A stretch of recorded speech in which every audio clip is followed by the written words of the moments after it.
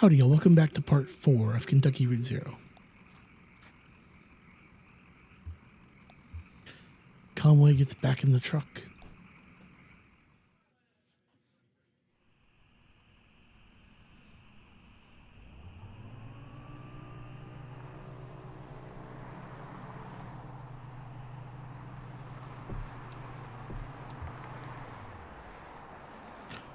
A crate runs alongside the highway, then turns towards a dirty brick building. A grinding drone from within the building is faintly audible. From the interstate, floodlights on the lawn illuminate smokestacks. At the edge of the building's parking lot, a large sign, partly obscured by trees, reads Amera Tishel Limb Factory. Okay, so we know that way is the way to kind of progress the story.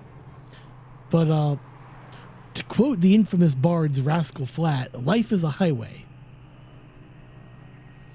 I want to go exploring.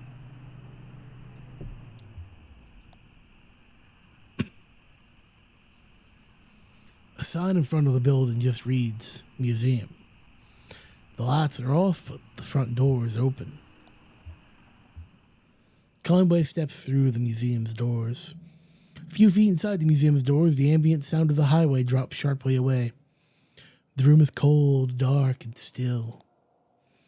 A book lies open on a table in the center of the room. An open hallway extends to the left. Large glass doors bar the path ahead.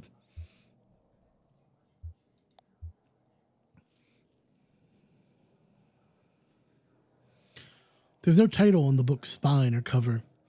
A 3-word phrase written in pencil on the first page is smudged and indecipherable.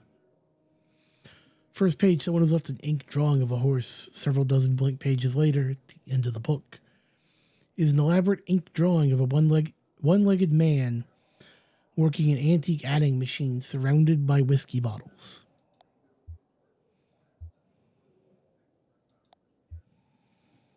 Conway walks to the glass doors. The doors won't budge. To apply any more force would likely break them. Conway applies more force to the doors. The glass shatters. Somewhere ahead, a light switches on.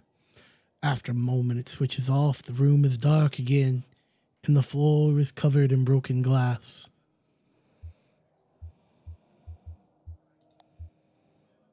Conway walks down the hallway to the left. Conway's steps echo against the hallway's marble floor and arched ceilings. Plexiglass boxes line the walls. The hallway dead ends on a darkened display case.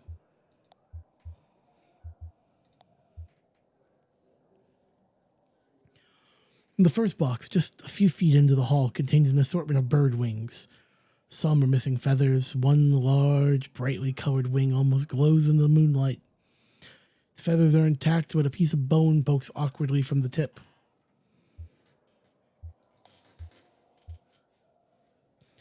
The display case is several yards wide, but just a few feet off the ground. It's unlit back in this corner of the darkened museum. Very little moonlight creeps in. A gold-plated plaque on the surface of the case is a bit easier to read. It recounts a short history of fowl hunting in the region, then speculates abruptly about the nature of addiction.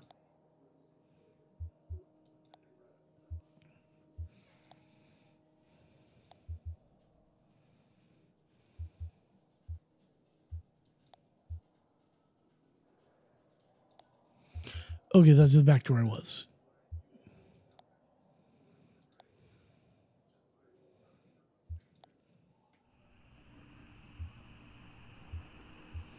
We drive away.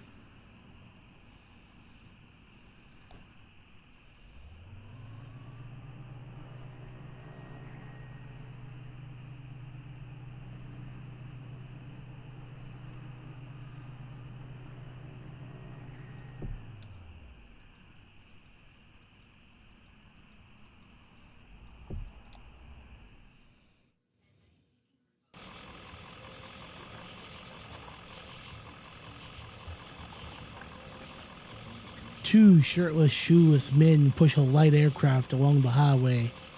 Occasionally, one or the other slips a bit on the sweat and asphalt or stops to pull back his hair.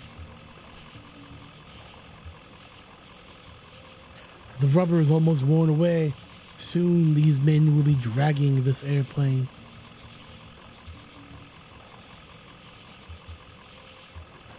Conway is ready to leave.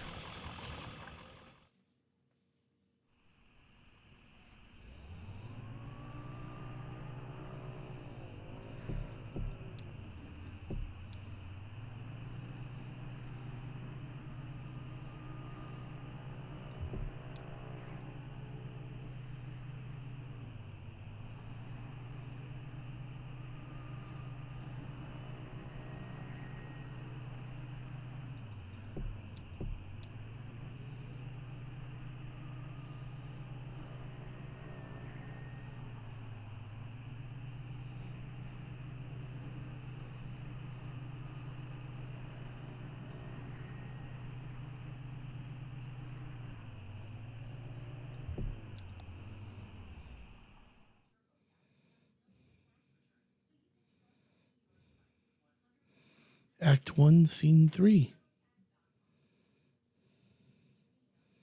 Elkhorn Valley.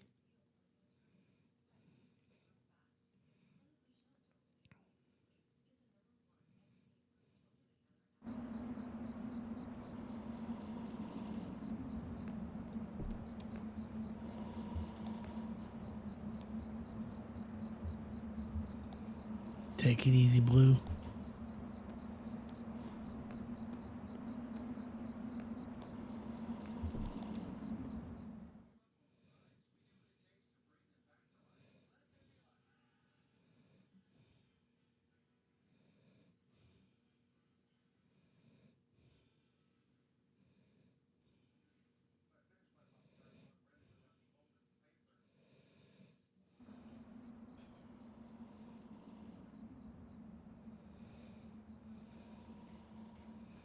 Shannon speaks into the large brick cell phone held up to her ear. It's $200 for 2 weeks. But can I trust him not to just change the locks? Yes, and I appreciate that, but...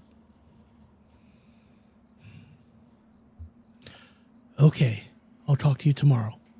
Love you. Shannon hangs up the phone and puts it away.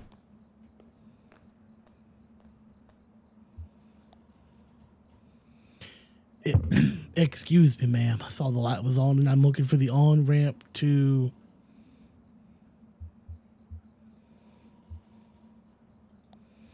Do you believe in ghosts? Well, let's see. I do believe a place can be haunted, if that's what you mean. What about a person? Can a person be haunted? Sure, I guess a person could. Sometimes I feel haunted myself. What haunts you? Bad decisions, I guess. Wasted youth? Well, look. Here's what it is. I drive deliveries for a shop called Lissette's Antiques, and I'm out trying to finish a job. What kind of stuff you hauling?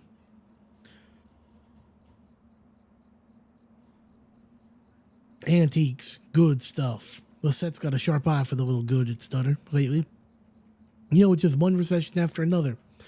Everybody's selling their old stuff cheap, but nobody's really buying. I have a delivery for 5 Dogwood Drive, and I can't remember ever seeing that address before. Now, I heard I need to take a highway called the Zero. So I met this young lady named Weaver Marquez, and she sent me this way, and so here I am, uncommon kind of place for an on-ramp. But that's what it's been like so far anyway with... What? Weaver Marquez, you know her?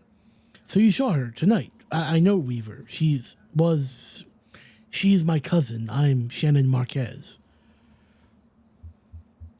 I get it. She tricked me. Weaver doesn't lie. One time when we were younger, she told my dad had been in a terrible car wreck. There was crushed metal everywhere, and we'd be hearing it echo through the house for years. She said I was very upset, crying, and then my dad walked in the door, just come back from a trip, to the junkyard collected scrap metal to fashion into wind chimes. I was angry, but she said it wasn't a joke, and it wasn't a lie. Time I thought she meant it as a riddle or a puzzle. But Weaver's not a puzzle. She's a mystery. So maybe the zero is down here somewhere? Maybe it is. I won't mind the company. Got business down here myself. Talked to Weaver earlier this evening too, or anyway, she talked to me. It's hard to tell if she's listening sometimes. Weaver told me I had to come down here to the old Elkhorn mine. She said I'd find something I've been looking for.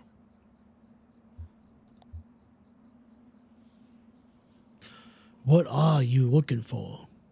I'm not exactly sure. I have a few ideas. I'll know it when I see it. It's not such a bad thing, you showing up. All told, I'd rather not go down there alone. Your dog should stay up here, though. It's no place for a dog. This is an old mine. It runs pretty deep and tangled. If we're going down into it, find your on-ramp and whatever else, we've got to keep our bearings. I don't want to get turned around. Got some gear here to measure conductivity, frequency response, stuff like that. Maybe we can find a way to put a signal out ahead, do some analysis, and figure out what kind of topology we're up against. Topology. Okay. Topology. That's the science of continuous space, my friend. The way this twisty maze of passages fits together.